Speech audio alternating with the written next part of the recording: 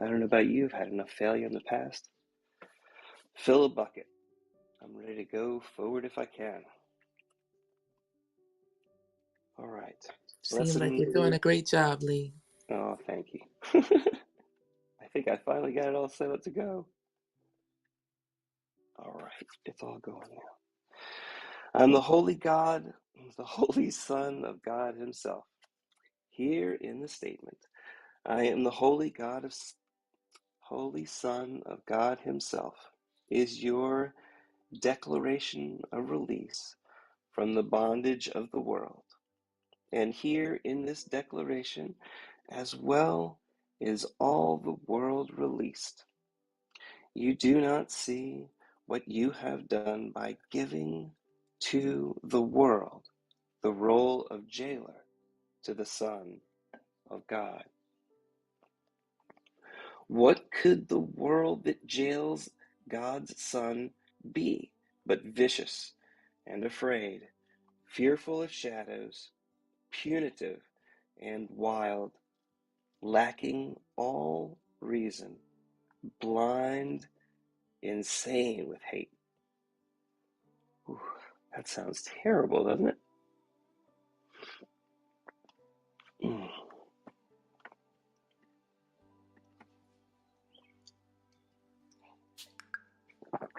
What have you done that this should be your world to fear?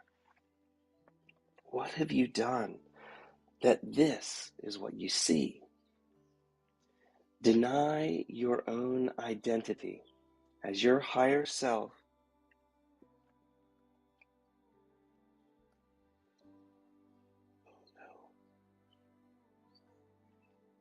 Sorry, I turned the digital page the wrong way, I think. 194. It jumped to 194. Sorry. Get back to my thing here. What have you done that this should be your world to fear? What have you done that this is what you see? Deny your own identity as your higher self, and this fearful world is what remains. You look on chaos and proclaim this fearful identity is yourself. There is no sight that fails to witness this false identity of your littleness to you. There is no sound that does not speak of frailty within you and without. No breath you draw that does not seem to bring you nearer death. No hope you hold but will dissolve in tears. Deny your own identity of your higher self as God's Son, and you will not escape the madness which induced this weird, unnatural, and ghostly thought that mocks creation, that laughs at God. Deny your own identity as God's Son, and you assail the universe alone, without a friend, a tiny particle of dust, against legions of your enemies. Deny your own identity of your Christ nature and look on evil, sin, and death, and watch despair snatch from your finger every scrap of hope, leaving you nothing but wish to die.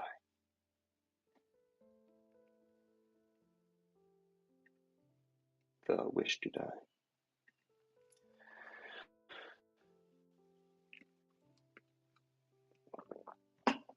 Yet what is it except a game you play, in which your true identity of your higher self can be denied? You are as God created you. All else but this one thing, that you are as God created you, is folly to believe. In this one thought, that you are as God created you, is everyone set free. In this one truth, that you are as God created you, are all illusions gone. In this one fact, that you are as God created you, is sinlessness proclaimed to be forever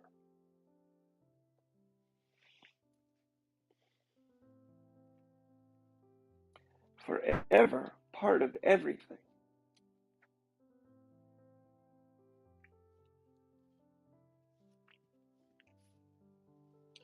The central core of everything's existence and its guarantee of immortality. But let today's idea that you are the holy Son of God Himself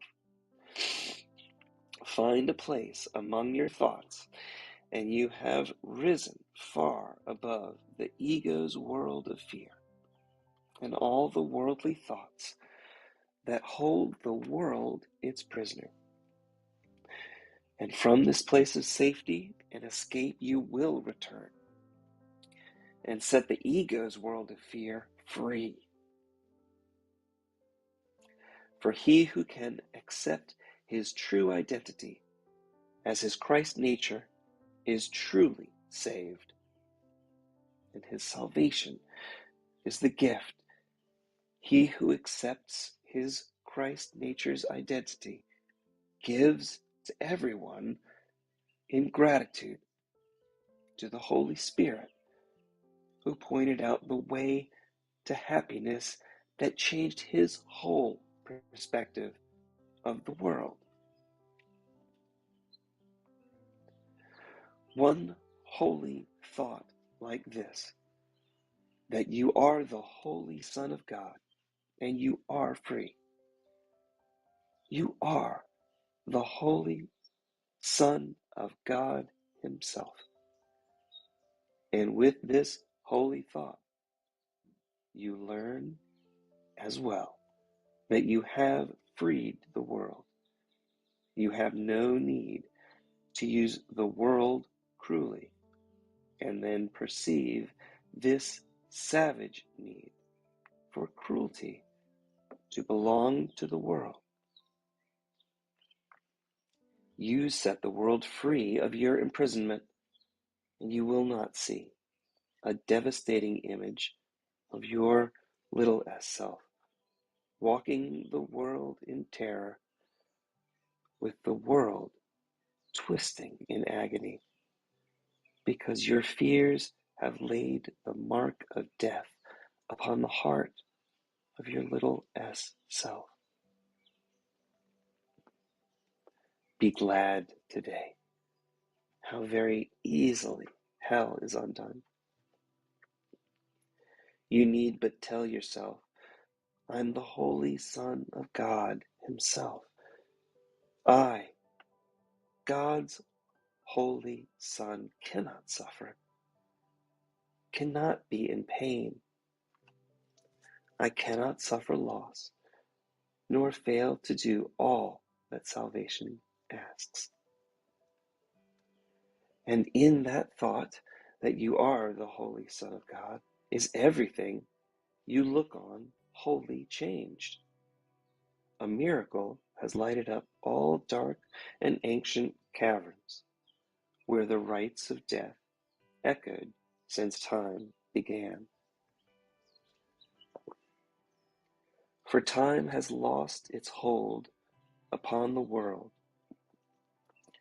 The Son of God has come in glory to redeem the lost, to save the helpless, and give the world the gift of the Son of God's forgiveness.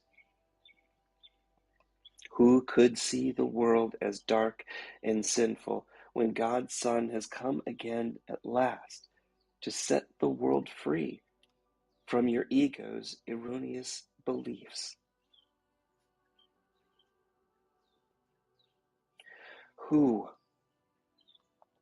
You who perceive yourself as weak and frail with futile hopes and devastated dreams, born but to die, to weep and suffer pain.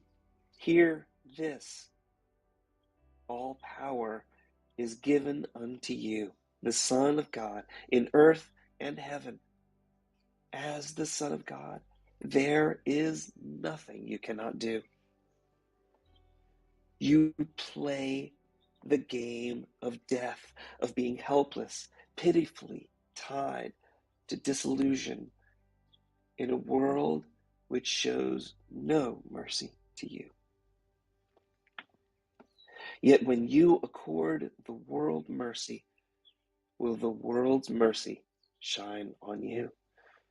Then let the Son of God awaken from his sleep, opening his holy eyes, return again to bless the world he made.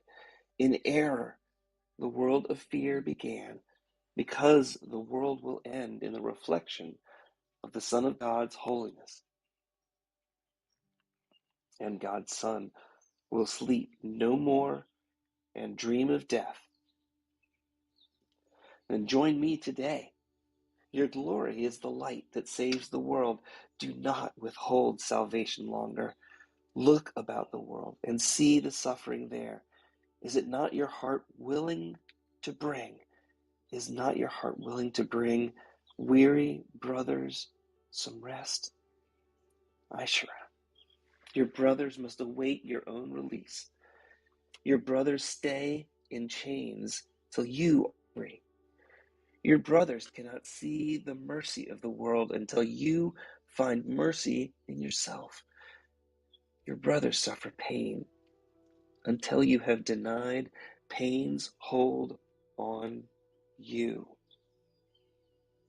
Your brothers die until you accept your own eternal life. You are the holy God, Son of God himself. You are the holy daughter of God himself. Remember that you are the holy child of God, and all the world is free. Remember that you are the holy child of God, and earth and heaven are one. Be here with me.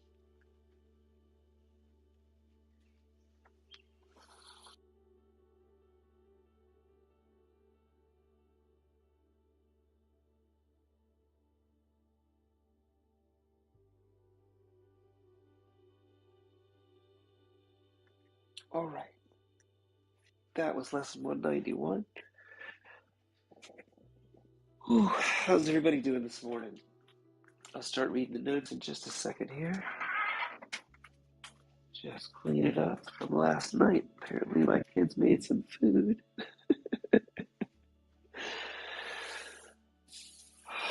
All right. Gonna be the best dad I can be.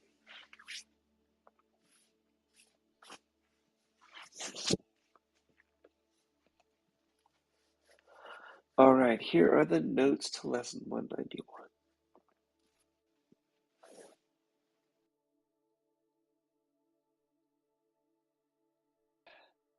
Please forgive me. I have a nose that is just running and I can't keep up with it. All right, I'm going to invest in Kleenex.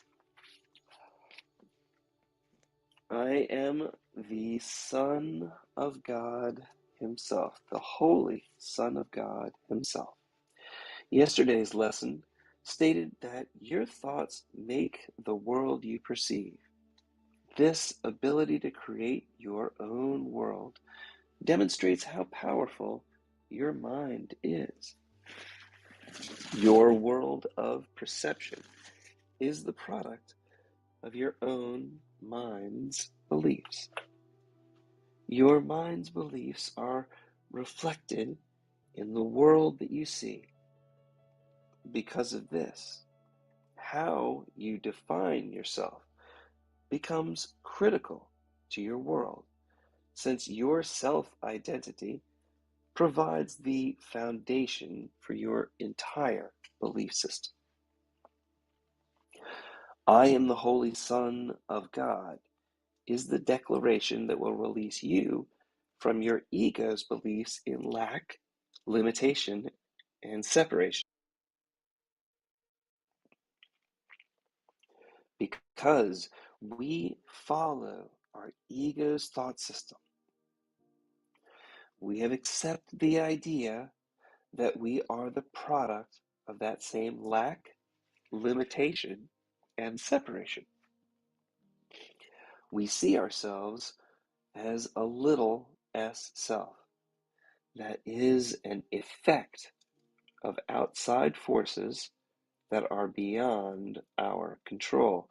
We abdicate, that means we give up the true creative power of our mind to a fantasy world,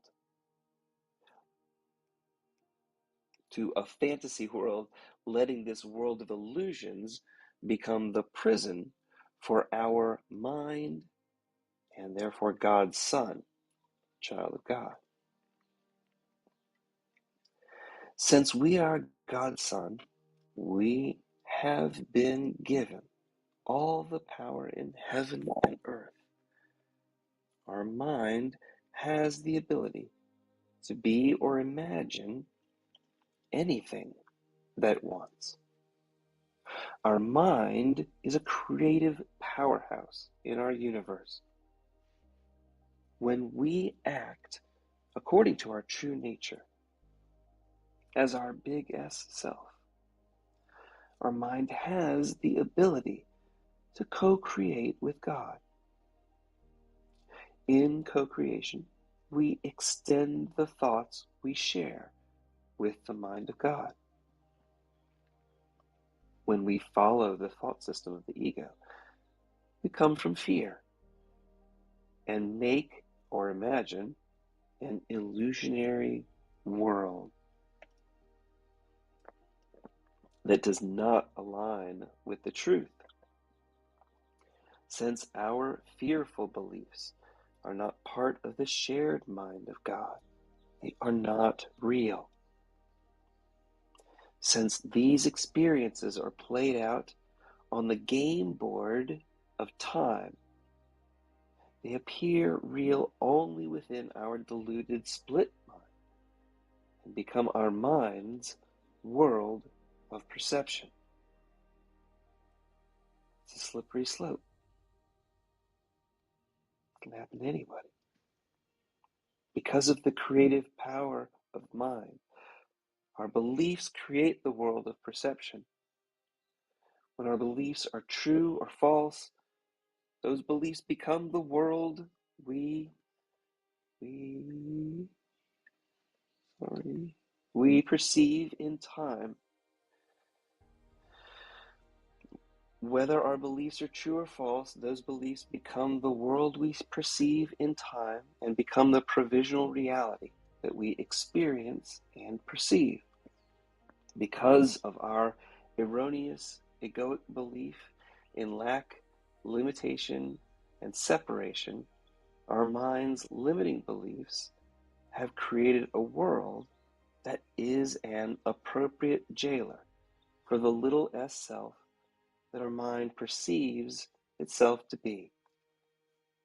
When you reclaim your divine birthright as God's beloved Son, you free your mind, yourself, and your world from your ego's limiting beliefs about itself. Insanity is a game we play when we deny our true identity as our higher self. Since our denial cannot change the truth that we remain as God created us, this game of what am I is played within our mind's imagination upon the game board of time. The ultimate purpose of the game of What Am I is to rediscover our true identity as our higher self by accepting the belief that we remain as God created us. We are released from our ego's limiting beliefs.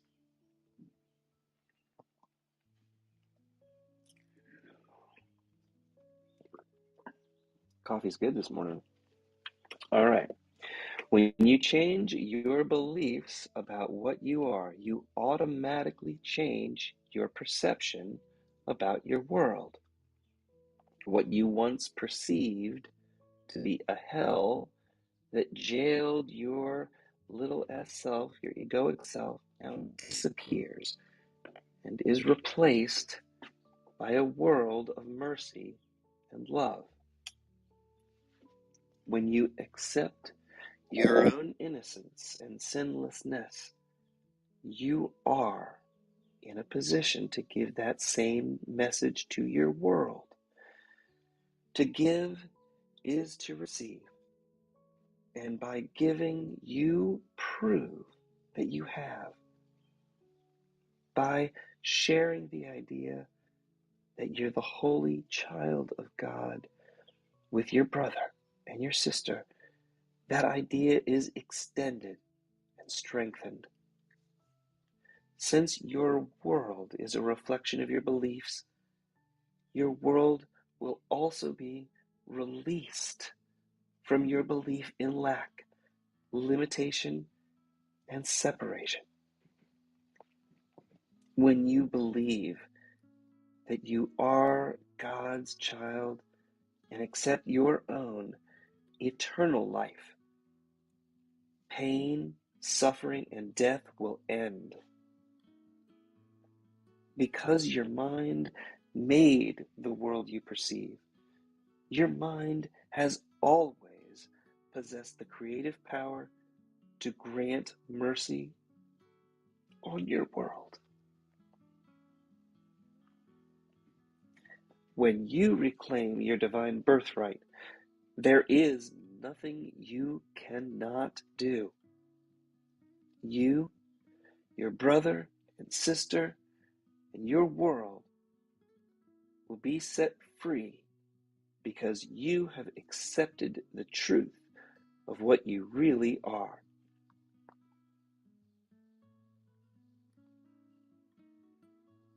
Oh, okay. Sorry, this sentence should have been, you, your brother, and your world will be set free because you have accepted the truth of what you really are. When you remember that you are the holy child of God, earth and heaven become one. Ooh, good set of notes on that one, Tom. Thank you very much for writing this. It's so helpful to have some of this focused stuff to be able to read through to help kind of decrypt the lessons. I can remember the first time I went through them, it was tough to kind of get it all. And it's amazing to me that people can pick it up on the first reading and that it makes sense on the first reading. It took me years really thinking and slowly uncovering and working at this to really understand it, and just years to get ready. So I really, really appreciate how this is like a can opener to me, and it has been in years past. So thank you for helping me on my path. The question that Tom has at the end of this lesson is, in your world of perception, why does your brother remain in chains until you free yourself from your ego's belief in lack, limitation, and separation? And Tom, do you have space for us today? We're gonna stay Yeah, here. Thank you, Tom. okay. So yesterday, the lesson was I choose the joy of God instead of pain. And we spoke a little bit yesterday of what causes pain. and it's our belief in misperception or our misperceptions about the truth of what we really are. The Course in Miracles calls them the following the laws of chaos, although as I mentioned, they're not really laws because laws are truths, and in this case, they're false misperceptions that need to be corrected. So what I'd like to kind of do is quickly go over the laws of chaos, but then since now we're talking about being the Holy Son of God Himself, to be holy is to be made whole, which ultimately means the acceptance of the truth of what you really are. So although I'll mention the laws of misperception, which the Course might call the laws of chaos, those are really erroneous beliefs that we need to correct. The first is truth is different for everyone. Uh, in our case, since we're the Holy Son of God, we realize that truth must be the same for everyone, or else it wouldn't be truth. The Course says truth just is, and the false cannot be true. The second law of chaos or misperception is that each one must have sinned and therefore deserves attack. Since this is just a misstatement, a miscorrection of the truth, we could never have sinned. And therefore, the whole idea that each has sinned is a misperception that needs to be corrected. In this world of time and space, it appears that we've done something against somebody else, but when we or they've done something against us. And that's because we have this idea of separation and we believe that we've sinned and therefore we have to earn our way back to salvation. That earning is something that we often want other people to follow our plan and supposedly make us happy. And therefore, when they don't make us happy, which of course is an impossibility because happiness comes from within you as a state of your own mind, you hold a grievance. So the truth is that we remain as God created us, perfect, whole, and complete. And our grand illusion that we could be separate is just our imagination, a dream. And in a dream, if I dream that I killed Wyatt Earp, when I wake up, I realize that nothing really happened. Wyatt Earp or whoever I thought I killed still exists. As a matter of fact, it was just a dream. So since I didn't do the crime, I shouldn't do the time. So the second law says you are not a sinner. You remain as God created you. The third law of chaos is that God has somehow accepted this belief that you're a sinner. And God doesn't judge. God knows that we may be a sleeping mind. We may sleep and tend to forget what we truly are, but He does not accept, since God does not judge, He never condemns. God being unconditional love, that love just continues to flow. There's nothing that you could do to prevent that flowing. The fourth belief of this world of time and space, which is a misperception, is that what you have to take from another. The law of God says that to give is to receive. And since there's only this oneness, and that we don't really give form, we give our thoughts, we give our loving thoughts. Uh, when we give love, there's no diminishment, there's no sacrifice, and therefore you don't take anything because the law of God is to give and is to receive. the final law of chaos or misperception is this idea that there could be a substitute for unconditional love, could be a substitute for love, which in this world we tend to uh, call, well, it would be conditional love, which means that with conditional love, it's a form of fear, and therefore we uh, believe that we have to earn that, or that somebody has to earn our love. If they don't perform as we think they should, then conditional love that says that we have the right to withdraw that love. We have the right to be cruel, to punish them, to correct them, or to try and fix them because they haven't fulfilled what we believe they have to do to earn our love. God's love is unconditional, it flows freely. So, today, what I'd like to do is to uh, follow this lesson. And the lesson says, I am the Holy Son of God Himself. So, today, why don't you take a moment to get comfortable and start becoming aware of uh, your attention, where you wish to place your attention. And today, what we want to do is we want to place the attention on the truth. We want to place the attention on being whole, healing that split mind, and accepting the wholeness that is the truth.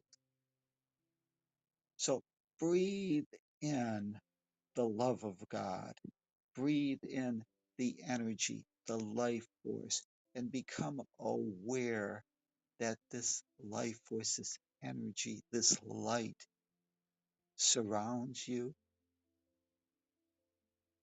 permeates you, is part of you, and actually comes from you because you are light.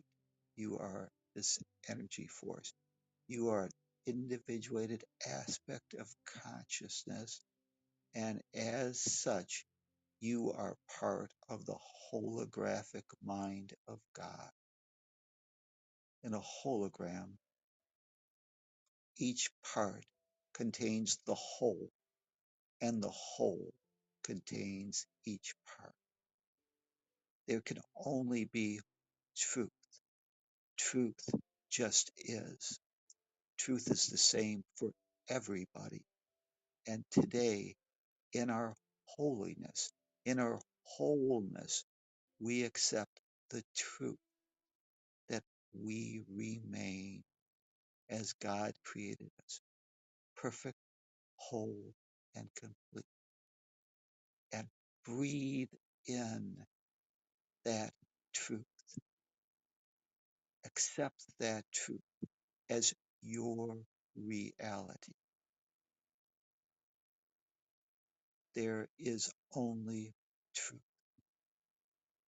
Any ideas of separation, lack, limitation cannot be true. The false cannot be true. Since God is everything, and like begets like, we, God's child, must also be that same oneness, perfect, whole, and complete, no lack, limitation, separation. Today, I choose to be the Holy Son and accept the truth, that truth is true for everyone. And the truth is, there is just love, unconditional love, this energy that permeates all. I breathe in my holiness and I release all thoughts of sin. all thoughts that I could have done something that would cause a God of unconditional love to stop transmitting that flow of love to me. You are God's treasure. I accept my holiness. I accept that love, and I release all belief that I could be anything other than as God created, perfect, whole, and complete. I accept my holiness. I release all belief in sin.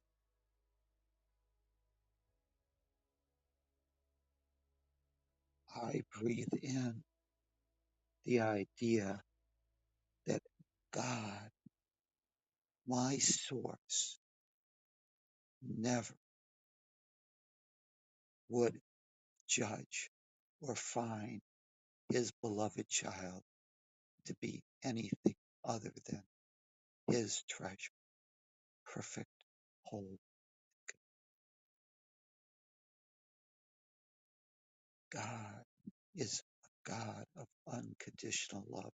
And today, in my wholeness, I accept that truth and I release all blocks that my egoic mind has placed in front of my acceptance of this flow of unconditional love. I breathe in the love of God. I breathe in the acceptance, the idea and the feeling that I am all. Nothing is held back. There's nothing that I need to do to earn God's love. Total acceptance. I breathe in that unconditional love, that total acceptance, and I realize that God is my source. I, in effect, two sides of one inseparable coin, and there is total acceptance for the truth of what I am.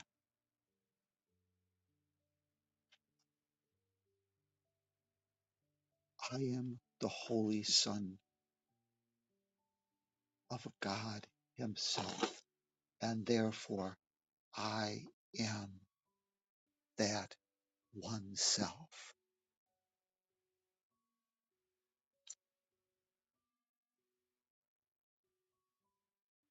The law of God is to give, is to receive, and God gives this unconditional love. And now, being whole, being part of God Himself, I extend that love to my brothers and my sisters, to my world, to the rocks, to the dog, all I perceive. For in this world of time and space, this is merely a game board that I can demonstrate as an individuated aspect of the one self, what love would have me do.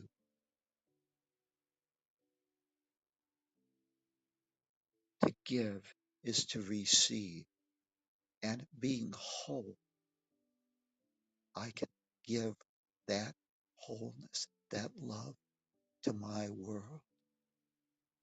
And time and space are function in this world that seems to perceive lack, limitation, separation, sin. My function is forgiveness. and I forgive all my thoughts that I've held where I've mistook the actors, the performers, and the roles that they played for their true reality. Now I realize that we're all actors playing individual roles in this grand drama, this grand, exciting adventure of reawakening and rediscovering the truth of what we really are, gently reawakening sleeping minds to that truth. To give is to receive. And today I accept my wholeness. And in that wholeness, I give that same wholeness to my sisters, to my brother, to my world. And I bless my world and this game board for the opportunity to hone my skill in being love and full.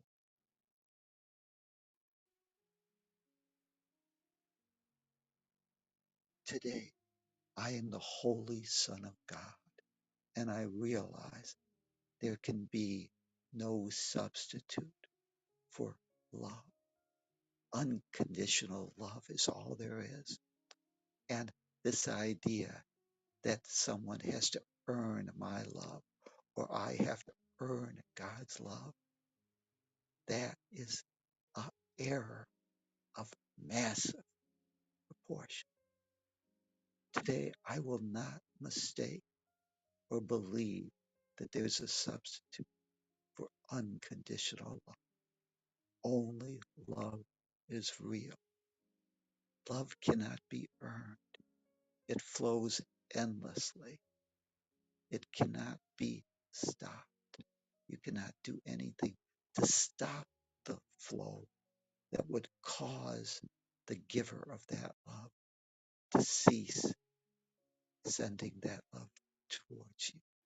Today, I merely open my arms and accept the love of God. And since to give is to receive, as I receive that unconditional love, that total acceptance, I extend that to my world. I accept the love of God and I extend that same love, that same tolerance, that same allowance, the same trust in each one's perfect journey to reawakening, that I bless them, I forgive them, and most of all, I forgive myself for the mistaken beliefs that I could have sinned, that I somehow could have lost my divine inheritance, that I had to take or earn that back. Now I realize the truth. And in that realization that there is but one truth and love is all there is, I reclaim the wholeness of my once split mind. I am the Holy Son of God Himself. I am the Holy Son of God herself. No separation, just the truth. And as I accept the truth that there is no substitute for love, and that like begets like, and therefore God being unconditional love, I must be that. And with that belief, I realize that all actors on this game board of time and space, their true reality must also be that. Today, I will not mistake the roles that people play on this game board of the game of what am I. Today, I will declare and transform that game into the game of I am that. And what am I? I am love. I accept the love of God, and I extend the love of God. I accept my wholeness, and I extend that wholeness to all, for that is what love would have me do. In time and space, your function is forgiveness, your purpose is love, and your destiny is the peace of God. Today, I accept the holiness of the Son of God. I accept my destiny, which is the peace of God. I breathe in the peace of God, and I extend that same peace. The world is a reflection of me. And as I see myself whole, God's beloved child, perfect, whole, and complete, I beam out that same truth to my world, and my world becomes a brighter place as it reflects back the truth that only love is real. Today, make a decision to follow the truth, to accept your holiness, and to extend that same holiness. For without extending that holiness, you really do not know that you have received it. To give is to receive. I accept my oneness with the truth, and I extend that same oneness to my world.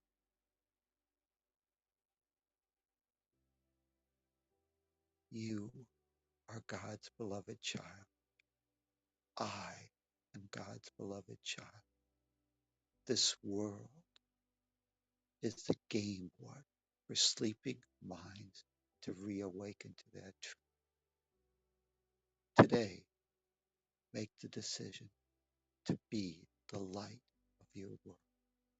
And with that decision, just become aware of your neutral communication device that you're going to use, the body, today to communicate the truth of what you really are.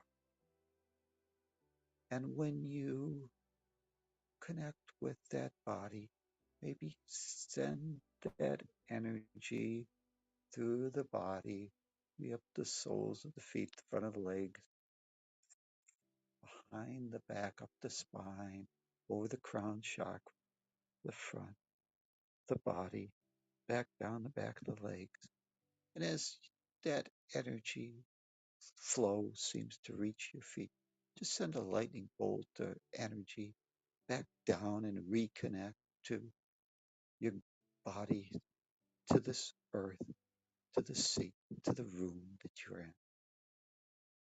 And when you've reconnected with your neutral communication device, this body, and you feel centered, just take a deep breath and open your eyes. Instrumental and special to me. Appreciate you guys spending some time here and focusing on this lesson. It's hard to kind of digest this stuff, but it's helpful to see it from a bunch of different perspectives. I know that in relationships, and especially when we're raising kids and there's a whole bunch of pressures going in different directions, it's hard to stay in the moment and centered in the Christ self. It's hard to come back to it because moment by moment throughout the day, we have an opportunity every next minute to reset yourself and do your best to get back into the peace as much as you possibly can.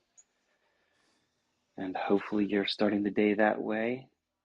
And if anything trips you up, you'll have an easy time coming back to this moment and resetting yourself, ready to receive some guidance, take the next best possible step for us and our worlds, people we love around us, and the greater good. And if anybody wants to share about how this hit them, or if they've got anything in particular that is coming up, I'd love to hear you. Hi, Linda. Thank you very much. Hi. This was such a beautiful meditation, and it surfaced and healed a wound that I had ignored for a long time, which was that of snobbery and prejudice. So I've been socioeconomically mobile, and I've had to tolerate immense amounts of prejudice and discrimination. I have entered um, arbitration proceedings where the arbitrator looked me up and down, saw how I was dressed, and shot me the most condescending look.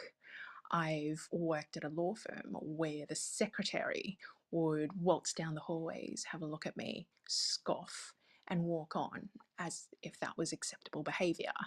I have shopped and dined in restaurants where even the waiters would assume that I wouldn't be able to afford the food that was on their menu. And this just surfaced my core beliefs that I had accumulated over time from this type of treatment that I'd been given, which was that I'm worthless and that I am not good enough. Ooh, wow. Connecting with the truth was so powerful because I now see it as an illusion that was imposed on me by the prejudices of other people who thought that their context gave them the right to put me down. And I had accepted it for such a long time. And this pain has now transformed into strength. So I see the value of all of that treatment now. It was it was a wound that was meant to transform into strength and self-belief that ultimately I determine the truth of who I am. And this meditation just helped me cement that belief in myself. So thank you very much. It's been so beautiful. Well, Linda, I understand that, and it's really amazing that I certainly do recall those kinds of. I love the way you put it. I can't even think of a way of saying it otherwise.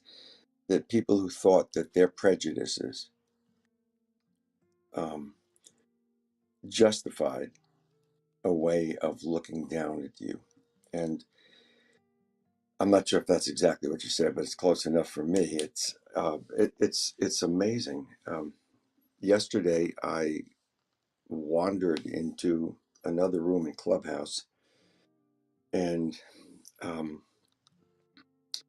it was there were about 30 black folks there, and I listened for a good 45 minutes before I said anything, and I thought very carefully about what I said, why I wanted to say something, and I wanted to engage with the leader who did most of the talking um, most of the time.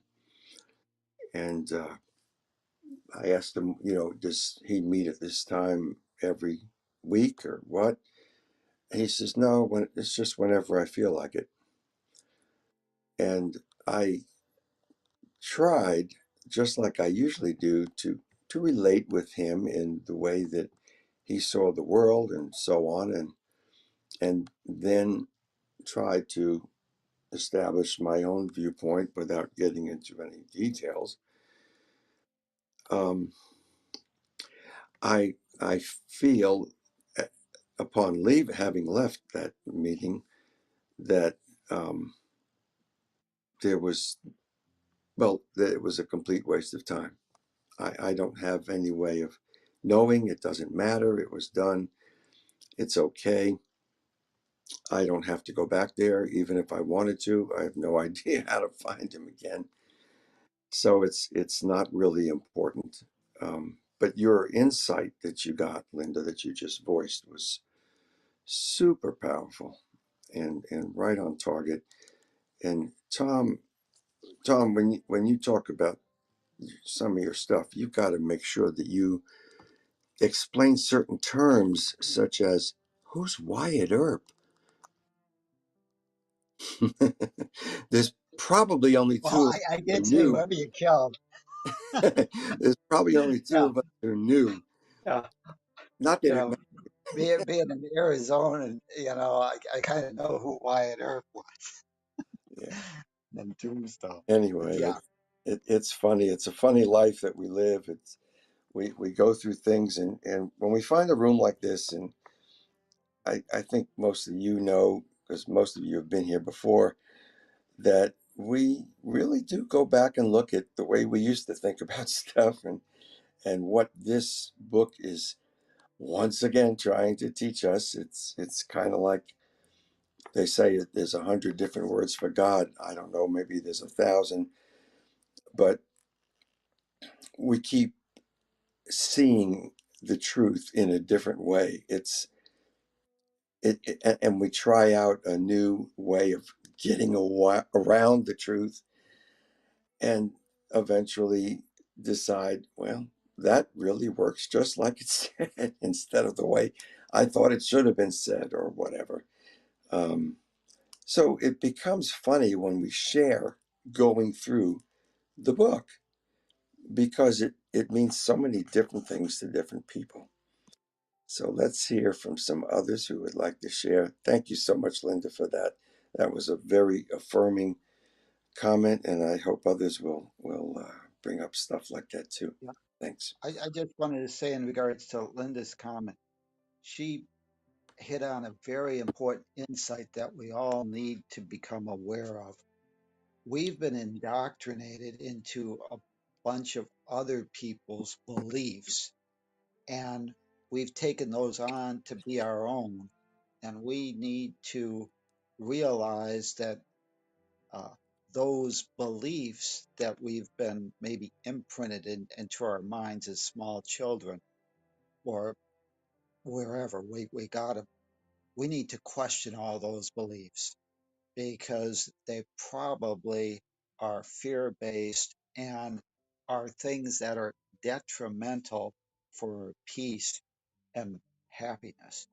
And, you know, most of these beliefs come out of a fear based thought system.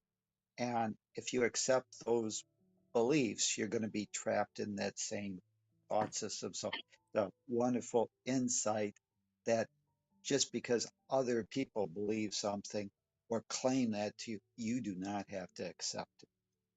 Thank you.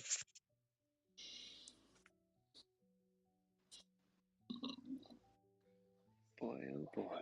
Thank you, guys. This has been great. Cam, how are you doing this morning? Tamara, how are you this morning?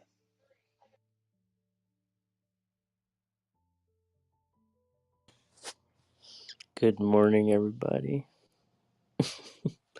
I'm doing well. Good Lord, I am How are you, Bob? doing well, thanks. Great. I have nothing to add at the moment, so. Good morning.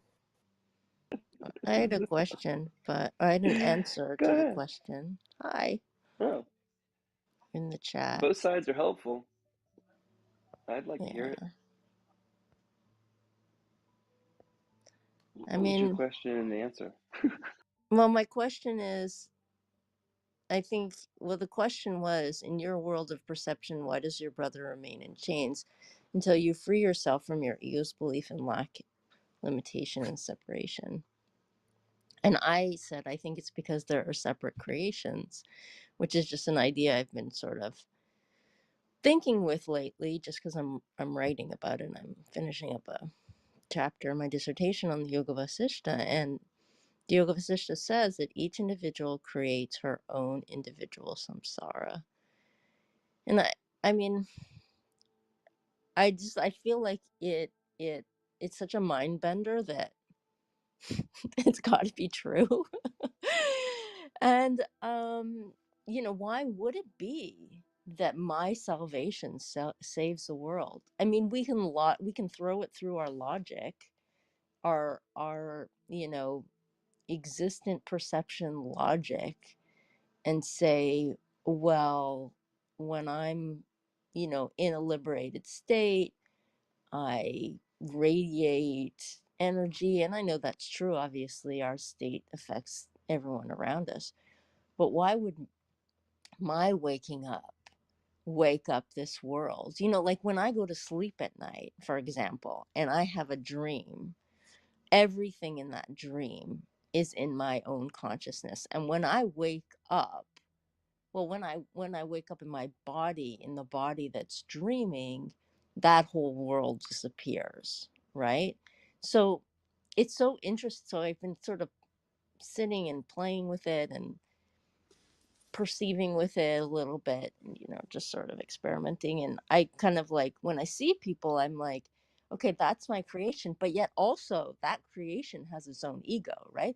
It's layered. So that creation also thinks it's its own world and also creates worlds. And that's this multi-layered, complex illusion. Anyway, and I feel like in some ways when we say, okay, well, the Bhagavad Gita is a dualistic text. I mean, if you talk to scholars and stuff, right, of the text, who are,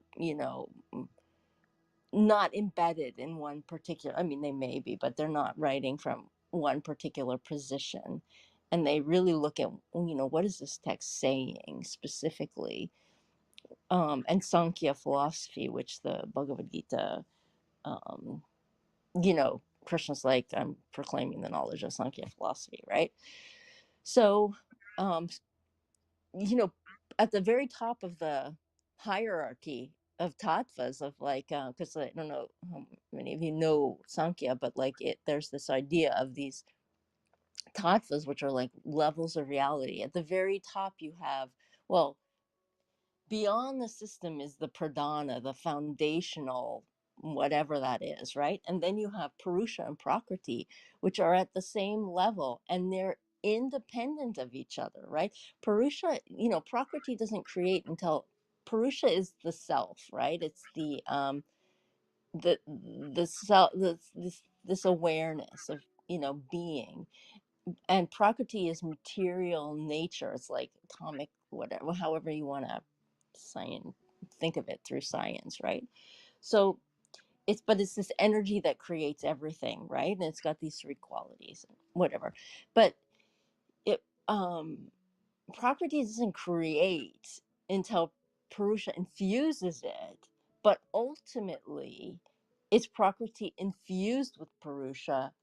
They are not one essence creating, right? Like, and then from that you get the next level down is buddhi, this cognizing, and then you get ego is the next level down. So they have these levels of manifestation, right? And then after ego you get mind, manas, and then from mind comes everything, right? It comes like the senses of perception and the senses of action, and the material constituents come from that. And I've been writing about this, so this is why I'm thinking about it. But ultimately, at the very top of that pyramid, the two are separate.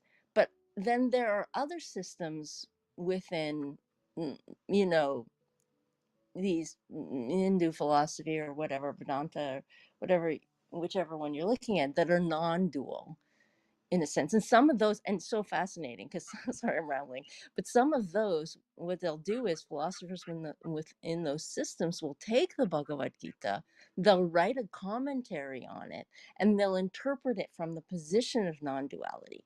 And then when read through that commentary, it becomes a non-dual text. But ultimately, if you read the Bhagavad Gita on its own, it is from Sankhya, and Sankhya is dualistic. So all that to say, I, I feel like in some ways we're, I mean, this is obviously Course in Miracles. It's not Bhagavad Gita, but in some ways we're reading in this room, we're reading, sorry, sorry, Lee. We're reading this text as if it's dualistic, but it's not. And so that's my point, and apologies for all this crazy detail. It makes total sense to me, and it's the No, way I Yeah, think. it comes into focus however it comes into focus. That's like everybody's got their own way of finding it through, and seeing one more little perspective is helpful no matter what. Thanks for you know Can giving I it a share good one more? shot. Can I I, share I, I, one more really interesting thing? yeah, And this one, I think this will be more easily within your grasp.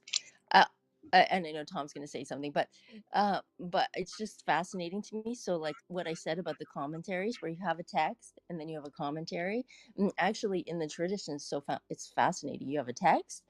Some frequently it's a sutra text, which is like what the workbook lessons are without the auto commentaries, commentary by the author, right? So we have a text, we have an auto commentary, and then we have another commentary that incorporates both the text and the auto commentary, which is exactly what we have in this room. We have Tom's commentary upon the text and the auto commentary. I feel like I'm in an ancient room modernized, and I'm watching, this tradition that I've only known by receiving texts with Now commentaries that and I commentary definitely get. and Yes, I'm commentary. looking at Matthew Henry's commentary on the whole Bible on the shelf in front of me, and yeah, we've done that over and over and over with the Torah. We're doing like yeah, we're It's replaying. fascinating, right?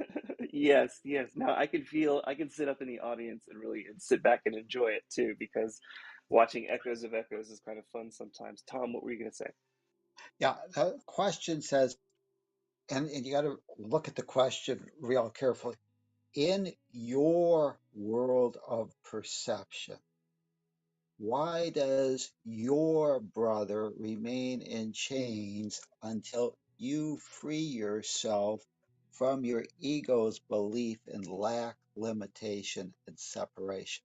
Okay, the, there's a couple of things, and Tamara mentioned the idea of we appear to have duality in this world, but that's not the truth of the reality.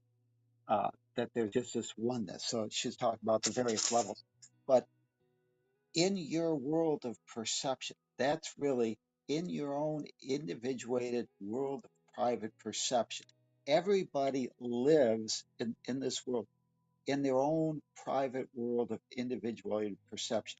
My world, we think we live in the same world. We do not.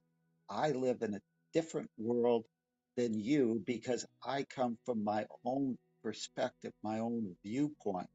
We have some commonalities that we share, but you're always going from your own interpretation. So, what this is really saying, in your own private world of perception, why does your brother remain in chains? Okay, now, right there, we're introducing the idea that we believe that there's some separation, but the truth is that there is no separation.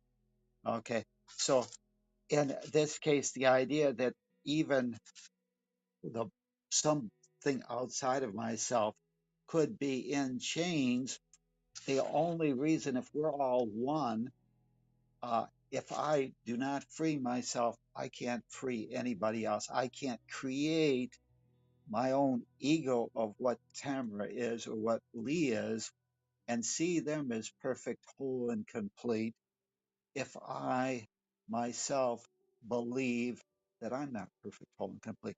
Because ultimately we have to move, as she said, to that oneness, that idea. So my own private world, I can't free my world until I believe that I'm not a sinner, that I'm part of the oneness, that I have the power to accept that truth about myself. So, uh, what this question is not saying that when I see myself as perfect, whole, and complete, Lee's world will all of a sudden be perfect, whole, and complete. Means that I'll realize that my own world, that I've got control over it. This world the planet may still decide to blow itself up. Okay, that's done on a different that's a mass collective consciousness. So, Okay, but Tom, uh sorry for interrupting, but you asked, you clarified the question, which I really appreciate actually. But then you answered it, which is fine. But I have a different answer, because what you're saying is that, the question is why. Okay, let me go back to the question. Um, okay, why in your world, so why in my world of perception does my brother remain in chains until I free myself from my ego's belief and lack? And I think your answer, I can't remember because just gonna give a different one. It was your answer was something. Anyway, I didn't write it down, and I usually need to in order to capture something. But my answer is because I believe. Because I believe, yours was I believe in my lack, but actually I think it's because I believe in my brother's lack. Until when I am, why does my brother remain in chains and I free myself from my ego's belief in lack? Because my belief in lack extends to my brother. And then when I don't believe in my brother's lack, my brother no longer has lack. And that's actually, I good. think that's true. And I understand that in our world, it, you're talking, we assume that the other one has agency aside from what we believe in it. But if we are living truthfully in our own entire creations, like if this is my dream, if I don't believe in my brother's lack, there is no lack there, because whatever I believe in my dream is what manifests there. And I think the thing that kind of flips the mind, like we really can't grasp it in our linear thought world, is that if I don't believe in it, it's not there. That's my answer to the question. Yeah, and I would concur. There's no problem. I think that in the end said the same thing. Uh, and actually, I don't know, it sounded to me almost the same words, but yeah, I agree. The whole idea is that if the law of God is to give us to receive, if I do not see myself, if I have chains on myself, I have to put them on my brother. If I have written an ego, like you said, that says my brother is suffering from lack, uh, that's how I'm going to perceive my world. So, uh, yeah, it's you're, or we're going to use this word, you're the dreamer, you're the one running the dream. It's your dream. Uh, and therefore, anybody in your dream is subject to your uh, interpretation of what that person is, including yourself. But ultimately, uh, if you believe somewhere there's a lack, and the truth is that well, if you believe that, that's how you're going to perceive it. So until you can free yourself on a big picture and see yourself as what I'm going to say, part of that oneness, you can't extend that to someone else, because uh, actually, if you see someone else in lack, that must mean that you don't probably even have the ability to help them get off over their lack. So you lack yourself, which is what we're kind of saying. But it's very interesting, technical, but it's trying to shift that idea. We see everything dualistic, and we have to somehow make that leap to that oneness, and that's, like you said, a very difficult thing to grasp. I Yeah. this, Okay. I'm sorry, somebody started to talk. Who's that? Yeah, it was me, but okay. Go Let's. Don't worry. Go ahead, Bob. ahead. Okay. This is fascinating because Everybody has their own way of seeing the world. Simple. That's a fact. It's the only way to look at it. It's the fact that they see the world from their point of view. And you want to talk about dualistic? It's I think we're up to about 8 billion people because there are 8 billion different points of view.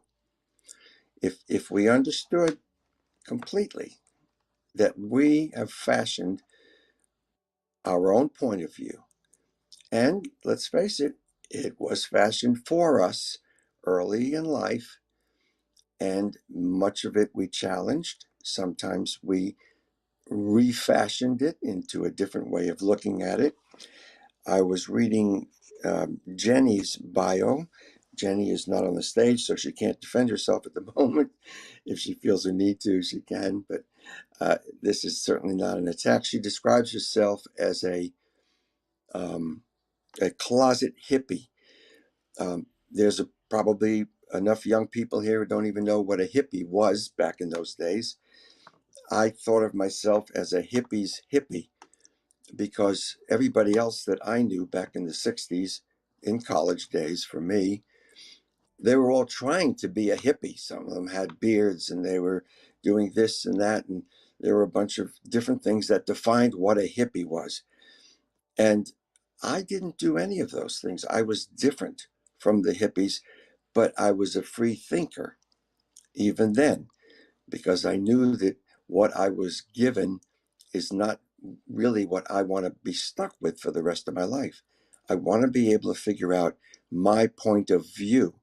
So, in terms of your terrific question, Tamara, my response would be when you get your mess together and you see your point of view and you're clear in your mind that it's your point of view and it makes sense and everything adds up correctly and it all comes together, that's all good. And everybody else is allowed to have their point of view, then you will be at peace. Until that time, it's really difficult because you have your point of view of the way things ought to be, should be, whatever, the way I should be, the way they should be. Anytime it's shoulda, coulda, what was it we used to say? Shoulda, coulda, woulda. Uh, it, I would have done it this way. I should have done it this way. I could have done it that way. All those things are just personal self analysis so you can adjust the way you look at all this mess out there and say, this is the way I see it. When you change your thought, you do see the whole world change because your point of view has changed. So that would be my specific response to what you were saying, that the way I look at the world can change when I free myself up from the chains that bind me to other people's predispositions or prejudices, as Linda brought up when she started to talk. That she knew people who thought that their prejudices justified their behaviors. Well, to them, they did. To your viewpoint, they don't. So there's a duality there. When your viewpoint is able to take in everybody else's viewpoint as okay for them, then we begin to move towards the singularity. More and more people are allowed to be who they are. They're allowed to have their viewpoint, stupid as it is, of course, but everybody's allowed to have their viewpoint. If they have their viewpoint and it's directly opposite to mine, they're probably not going to hang around me any longer than I want to hang around them. If I can expand my viewpoint and use a wide angle lens, life gets a little bit easier. So that's my lesson with a little quip at the end. Thanks. Thank you, Bob, and thank you everybody for this conversation. These discussions after the lessons and the meditation are really enlightening and wonderful. I wanted just to say something, but I saw Lee no Leandro, but the other Lee that just joined us in the stage, that he wanted to say something. So I want to give the mic to him. Hi, Lee. Good morning. Do you want to share something with us? Oh, always, and I'm just not always able.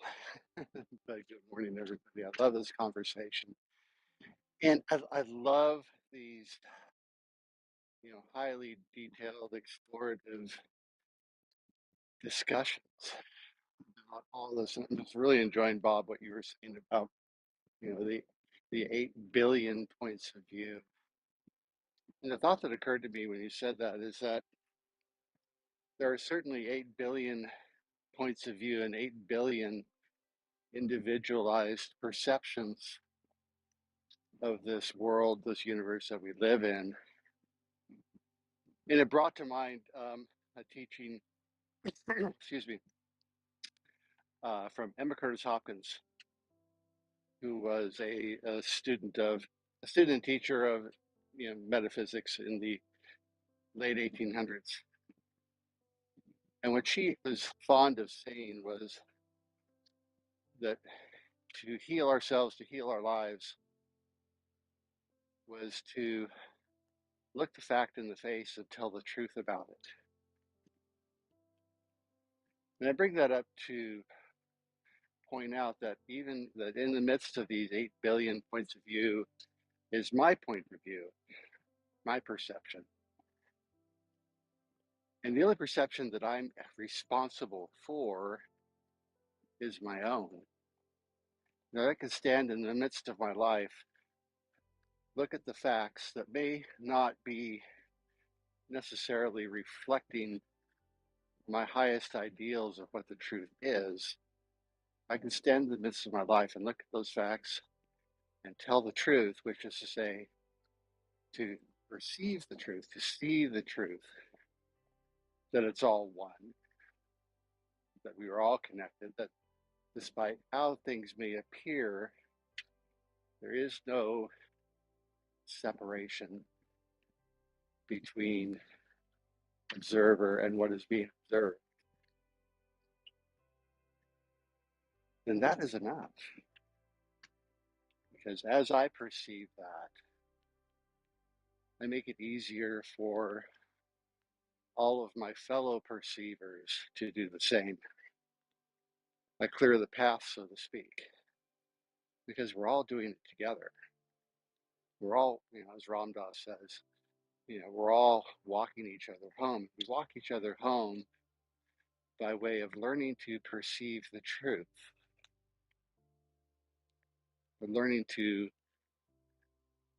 not only perceive, but walk in and walk with a sense of oneness with this world. So I'd jump in and share that with y'all, because I'm a big fan of keeping things simple. And I'm out here walking around the lake near my apartment this morning. And as I walk, I have a simple practice. And that is to say to myself, one, now. No matter what I'm looking at, who I'm looking at, where I'm looking, it's one, now. God bless you. Oh, that's beautiful, Lee. Thank you. One now. Wow. Um, I have been dealing within me with all the things that you are discussing right now. For me, are really tools that I needed to hear, because I'm dealing within me with this very same dilemma.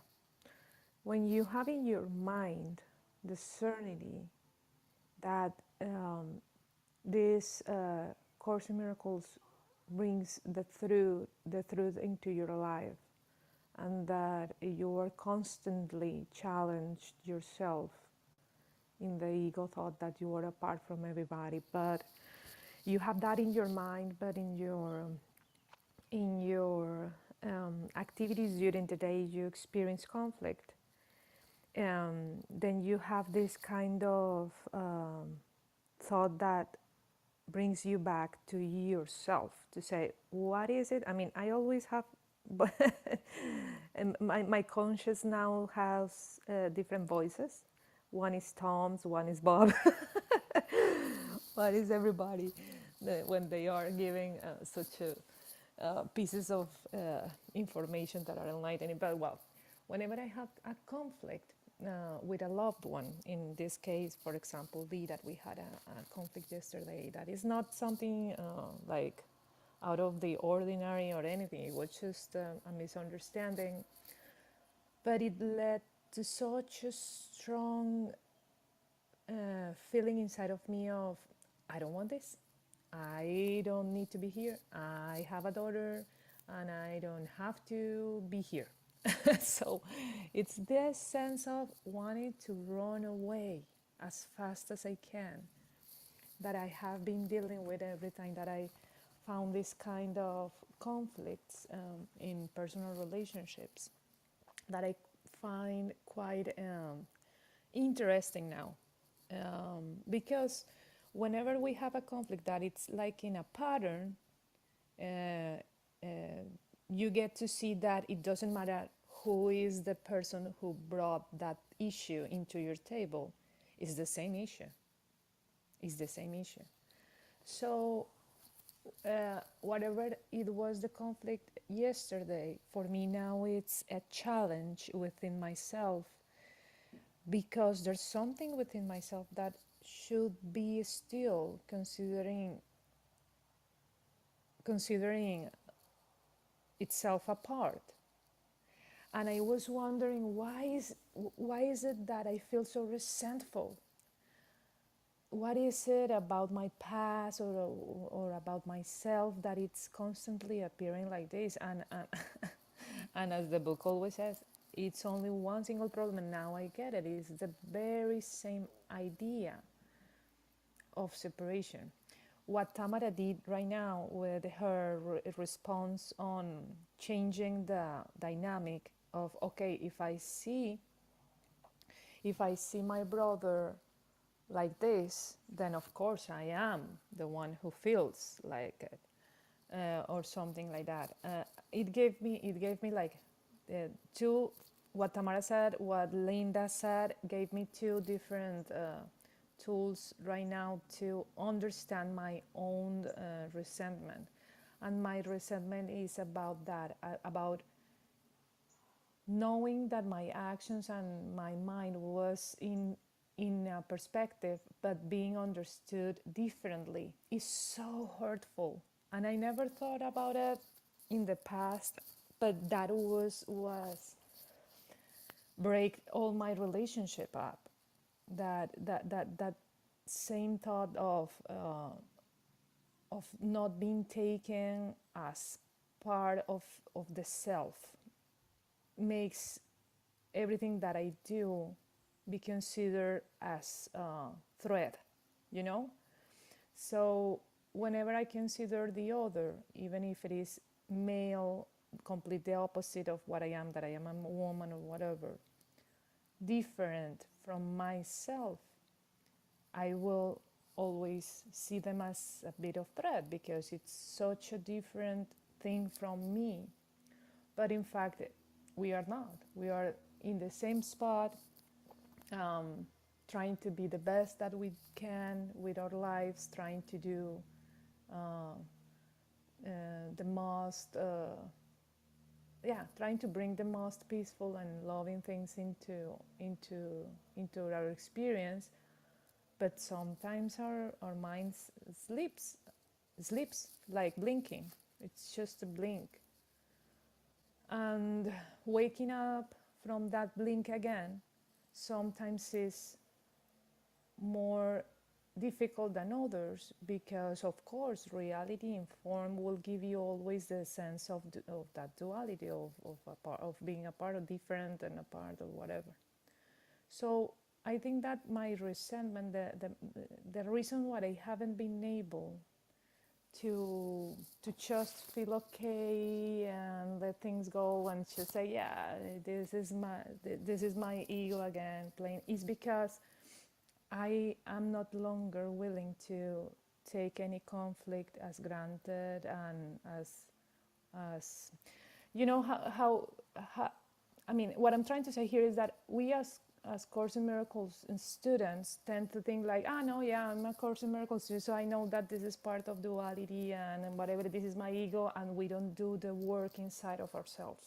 We just said, oh, yes, I understand that this is the ego, and we'll let it go. And then we get into another conflict, and it turns out that conflict that you get into were more dense than the other one, maybe with other characters, but the same story. So what is it about yourself that you're not understanding? Or what is it about yourself that you are really not doing the job inside, that you get the same conflict all over again, and maybe more dense? Because it doesn't matter the actor could be your mom, your dad, your kid, your partner, whatever, but the conflict is just one single conflict. So I'm not longer taking any conflict like, oh yeah, this is my ego and let's leave it like that. No, there's something there. I always this drives crazy because of course I express myself in a way that is very strong sometimes, and I bring my truth. I mean, I totally said to him, you know what, this is I don't think this is gonna work. I don't have to have this kind of situation because that is how I feel in the moment. But for example, this morning he was saying like, what can I do to help you understand that I love you? And I said, it's not about you loving me. I know you love me. And I can say that I love you, but I'm now in fear, and so I don't feel that love right now, because wherever is fear, the love cannot be present. So I need to figure this out by myself because I have no idea what I'm doing. And this is not something new to me. And you're bringing me something more dense that doesn't come only from my experience with you, but with other people. And it's not saying that he is like this guy or like the other guy. No, he is unique, perfect, holy, and complete in his world. I am the one who is joining to his world, so I have to do my part to understand these dynamics. And it drives him crazy because he's of course in his world, and he could really see where he was perceiving things differently, and he could find the issue there quickly, and he could really forgive whatever it was. But I didn't, and I haven't been able to move easily, but not because I want to hold on to the resentment or whatever. It is because now more than ever I understand the conflict as the parts of myself that are asleep, and I don't want to be asleep anymore. That is what bugs me every time that I have a conflict with him, because if I am here because I've understood that we are one, and we are waking up, and we are understanding that we are the ones, the one love of our life, why do I have to believe about myself to have this kind of conflicts? So we have to be more intense with ourselves, not hard, but intense with ourselves, in order to really do our work inside of us, uh, in order for not blame anybody, not ourselves, but don't dismiss the issue there, because the issue will be only one. And unless you have the opportunity to go through your uncomfort, your resentment, without just sweeping under the rug all the dirt, but taking the things out in light, and giving yourself time and space just to manage it, process it, you will see that every single conflict will come to this only one single tiny idea, that is that you are considered yourself different from the others, and different is not equal to be unique. Everybody is unique, and that it's perfect enough for the entire creation of God. But as you are unique, and you consider everybody different because they are unique, you are pulling yourself out of their own perspective and all those things, And uniqueness is not being different, it's just being unique. It's part of one, it's part of the same thing, but addressed in a different perspective, probably. So we are not different, we are just unique. And any conflict that we have in life is truly, truly, truly an indicator that we need to do a little bit of more deep work inside of us to see everybody as one. I know for myself that what bugs me and what gives me really fear thoughts and running away thoughts is the idea that I will not be able to be part of his life. Not because of me, but because of the circumstances of the past that hasn't been really forgiven within our minds. And I think that gives me peace because now I understand why I haven't been able to let go a little bit the conflict. So these conversations are really, really um, um, big tools for me. Thank you, Tamara. Thank you, Linda. Thank you, Lee Tom, for your Adriana, conversations. Adriana, look at it this way. I have to say this. I don't know in Modern Family how Sofia Vergara can possibly remain married to that guy, but she has. She's still married to him. It and I say that because you know that you and I can laugh about um, her Colombian way of handling all things. Um, it's there's a million different things and layers on top of a million different things that ultimately make us all appear different upon first glance. But the idea of loving another person as another child of God, that is underneath it. And that's either there or it's not. This morning, as soon as I'm finished, I'm going to be taking my wife to a medical urgent care. Her temperature is up high. She is sleeping now. And when I'm finished, then I'll go get her. And she needs to go have a doctor help her with the difficulty she's having. It has to do with things that look like the old cold, flu, cough, sneeze, that kind of stuff. And she has a very high fever, and that's very rare for her. Her fever has always been like 2 degrees below what normal is. I used to call her a lizard, but no more because her temperature is above 100 right now. So we're going to take care of that. And there are times when we have argued. There are Lee knows it's the way life is. And I have to say that the last thing I said earlier, after it came out, I realized that was a pretty good idea because we all have a point of view.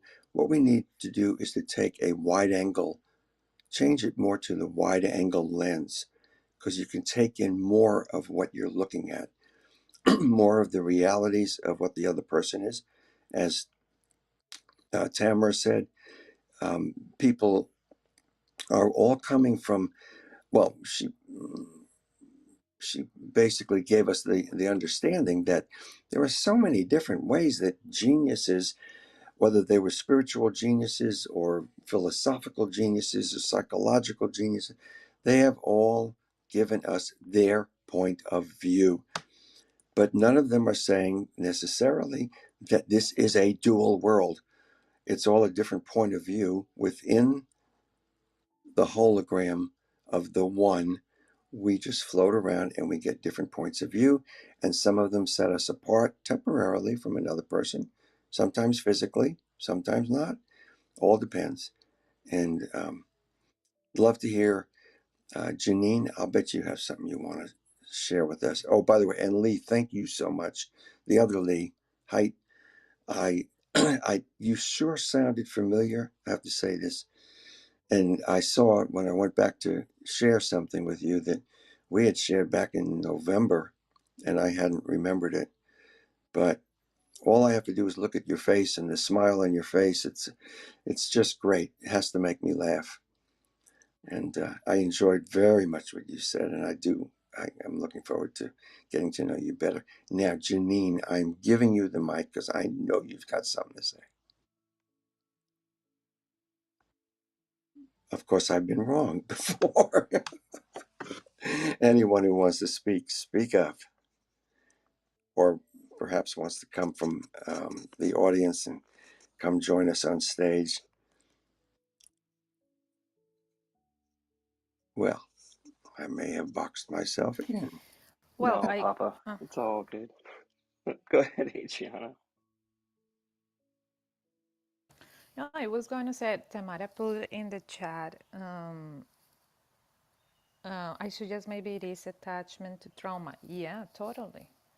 When we are so attached to our past experiences, and we get the feeling of being hurt, and we haven't dealt with that in the sense of understanding that it was all our own doing to wake up, and we still think that we have been hurt by anybody in the past, we will bring that into the next relationship, and that will create conflict, a bigger conflict, because the conflict is there just to remind you to forgive, but not forgive the other person because you're so kind that the other person, you understand what the other person. No, it's forgive. It's honestly understand that everybody had a play to roll, and they did their work,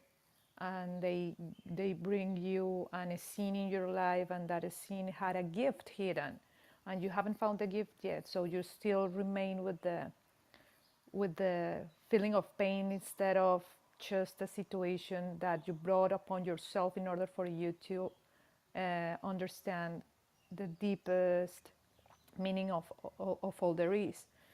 So yeah, it is all related to trauma, and we trigger in every relationship we trigger some of those aspects in our consciousness in order just to really dismiss it. I was um, I was really being really strong last night, saying, I, in my head, and I understand that this isn't something that didn't happen because I did anything. I mean, it had nothing to do with me. So I was really mad because I didn't understand what was it. But now I'm connecting the dots on everything, and I know that it's related to that. So yes, Tamara, it is related to trauma. When you don't let go your past in a peaceful way, in a peaceful mindset, the past will be there for you in your now to remind you to let go, because we need to let go any attachments on anything, even the labels that we have on ourselves. Good morning. Good morning, Rosa. Namaste.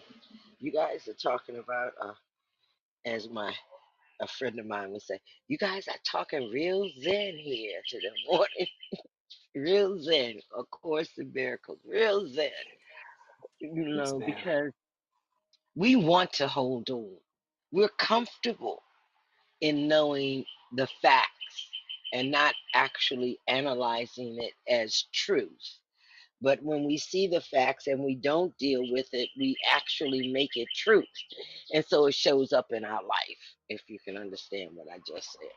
So the idea is exactly what you said, Adriana.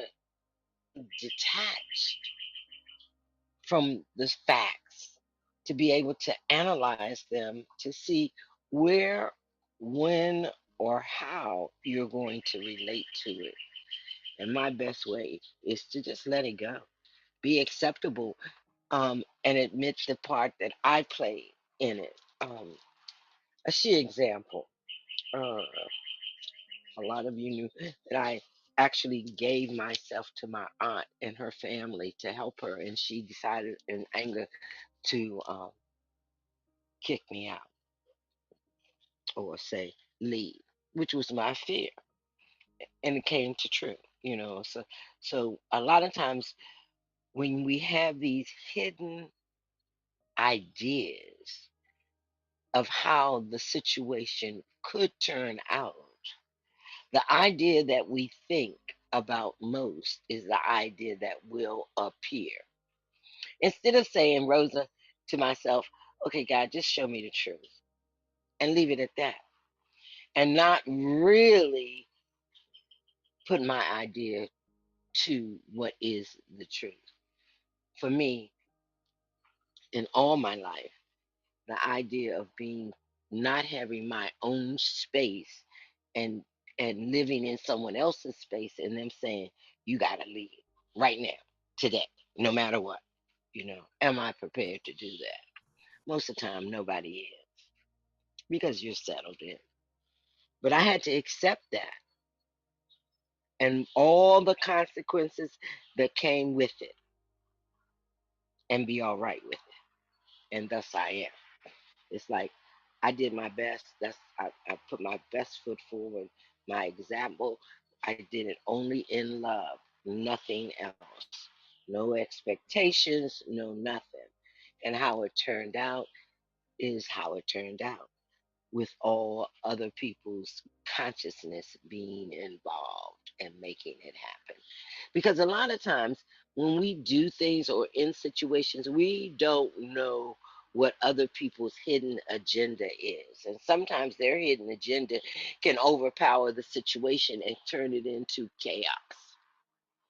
Or not, because it can go either way, you know. So a lot of times when you're dealing with groups and relationships, there are all kinds of emotional stuff going on, you know, in that situation. The fear that their mother would be more dependent on me than they are on them.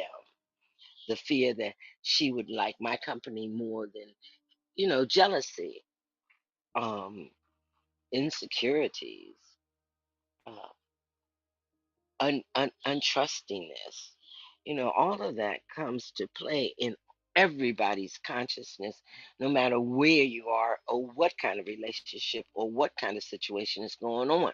It could be a business situation, it could be a personal situation, it could be a move to just try to get your family together. You know, I'm a server, so I serve people, I think, well, when I commit to helping. I don't put myself last, but I put them into my situation. Okay, so when can I do this? What can I do about this? How can I help? And looking at everything and not have an attachment that they should have to say, um, thank you so much. And people always bless you. Thank you very much. Thank you. I just, you are so kind. Blah, blah, blah. I, I, I thank them, but it's not necessary because I don't do the things that I do for praise and thank yous from man.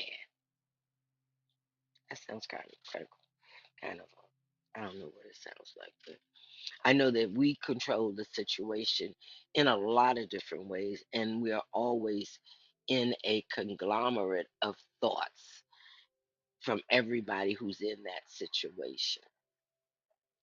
So I like the way that um, you have analyzed and come at your situations.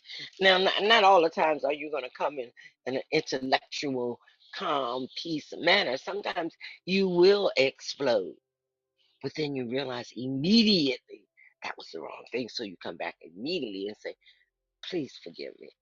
That that that was me. I know that was me, and I accept that. But please, let's start all over again." You can always fix everything, but you are right. We are different and yet the same. And that takes a lot of thinking because we are basically made the same, with the same emotions, the same ideas, but we each have our own lesson to learn on this journey called life at this time. in this experience, I chose to come here. I chose these families to be a part of, and I chose them so that I may get better, and also in getting better may reflect on those people who I am involved in called family. You know, and sometimes all you got to do is show up and be you. I don't have to open my mouth, and I'm learning that in my old age. You know, they say the older you get, the more you think you have a right to say whatever you want to say. Sometimes it ain't. You don't have that right. I don't care how old you are. Sometimes we all have to think about what we say before we say it. Yes, And ma'am. some of us don't do that. And I am complete. Thank you, Rosa. You sure are complete, my friend. I really enjoy every time that you that you share with us. And I hope you're feeling better with your sugar thing. The other day you seem really having a hard time on it, but I can see now that you're okay, but I can hear Yeah, that I you're am. okay. I Oh, that's am. I nice. am. Nice. Type 1 diabetes is a lot different than handling type 2 diabetes. It's, um, because I don't, right now, my body is not producing insulin. However, I have been turned on to a couple of things that I am going to in, do in my life. A couple of years ago, was introduced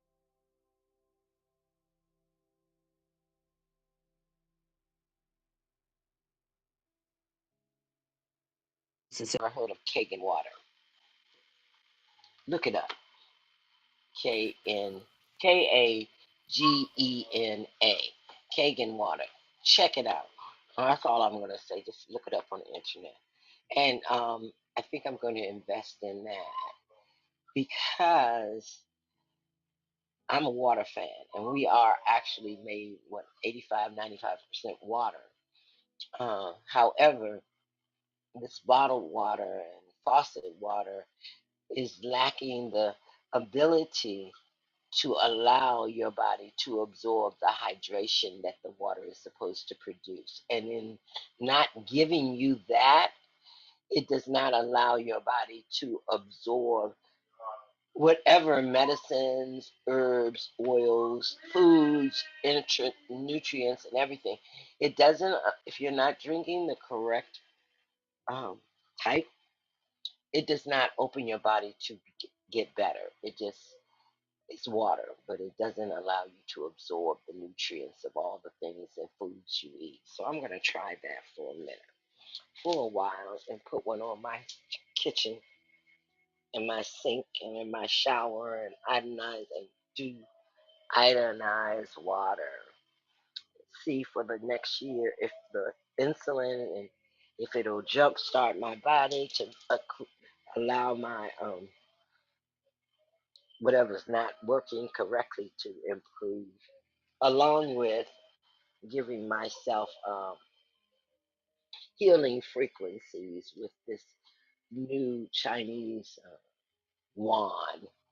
I'm doing something different, y'all, just to see, just to know. Because I'm still here, and they had thought 45 years ago that I would have been dead by now. They had already written me off, and I am better than I've ever been. So, yeah, I have those turns where the sugar is too low or too high, yeah, and then I just give myself insulin and I go for it. 30 minutes to an hour, I'm fine. So that's called living with your experience. Yeah, just being all right. I used to panic. I don't anymore because I know it could change. Um, but I know what it's like to die.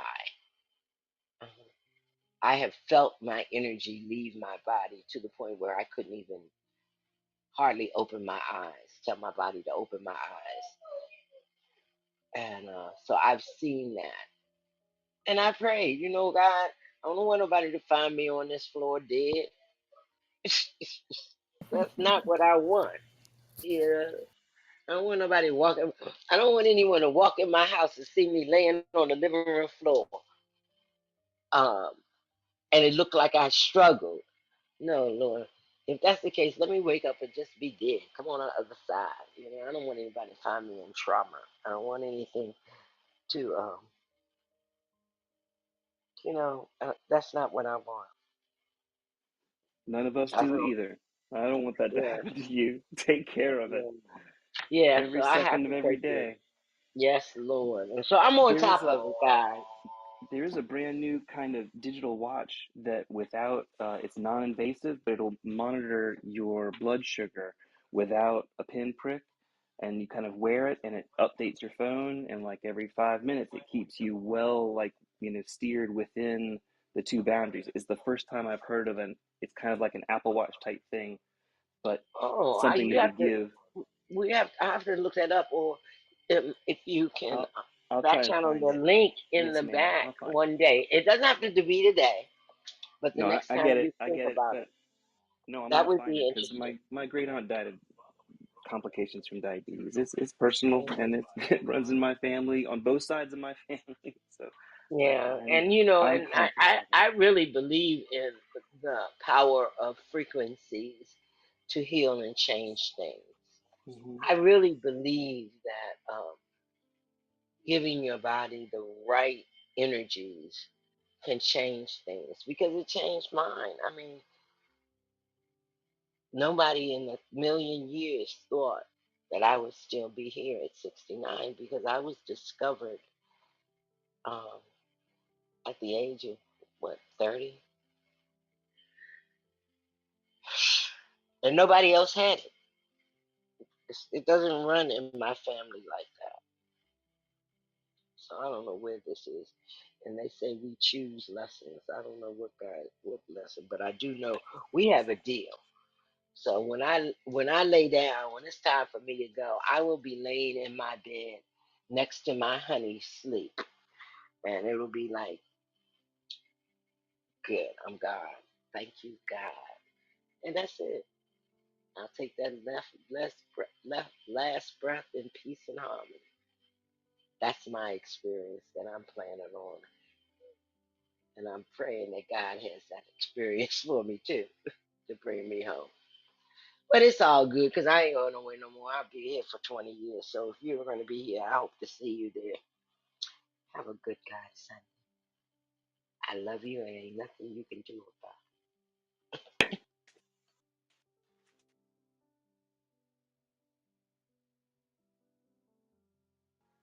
I love that. Thank you, Rosa. I love that too. It's I don't know about you, but I guess the best I can do sometimes is just steer this ship.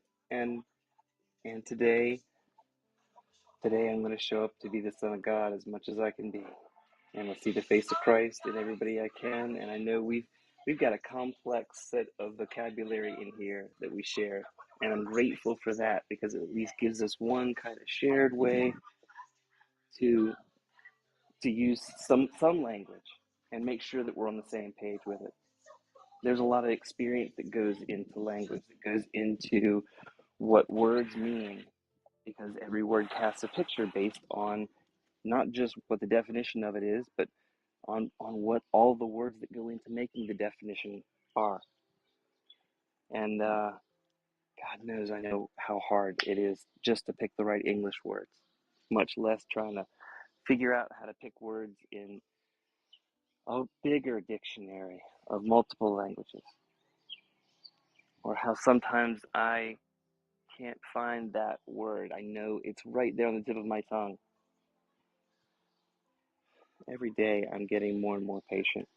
I'm giving Dean more time to talk, Grace more time to talk, Adriana more time to talk, doing my best to bite my tongue, empty my mind so I can really hear what they have to say. I am managing to not preload my mind with my own thoughts so that I can hear what others have to say. I know I'm making progress. It's frustrating sometimes. It seems like even if you're making progress, it doesn't show up on the outside. I do know that I can show up again today and try again today. It's not like drinking. It's like showing up and listening, showing up and being there. It's fascinating how life takes a whole bunch of twists and turns. But this course has really helped me kind of come back to the core of who I'm supposed to be. As a child of God, I'm supposed to show up and ask, what can I do? Who can I serve? What can I say?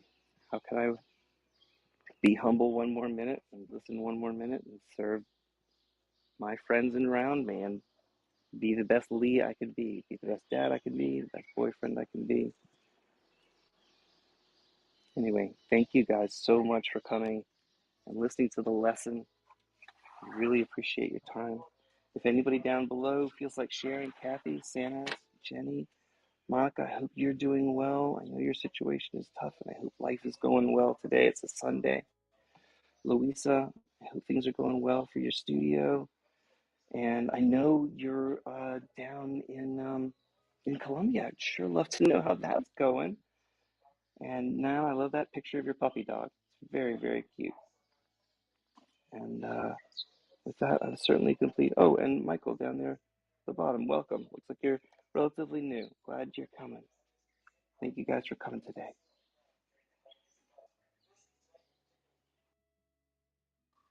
Thank you for hosting this beautiful room.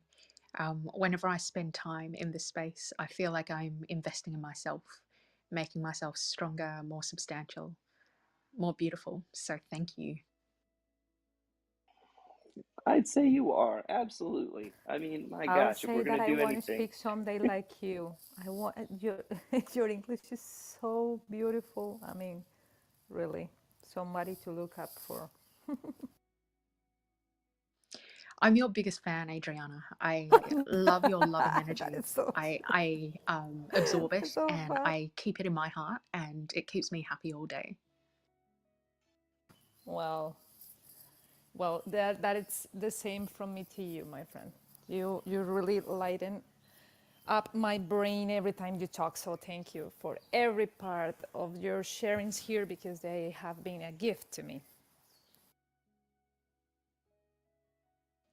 The gift I received tonight from being able to share about my prejudice was that I am the protector of my inner peace. So I'm not going to let other people in anymore. I won't let their Exactly. judgments affect me, and I choose my own peace. So thank you for giving me that gift. It was so beautiful. And something else I realized was that I was focused too much on style rather than substance. So I encountered all this prejudice because I went to all these designer fashion stores because I was trying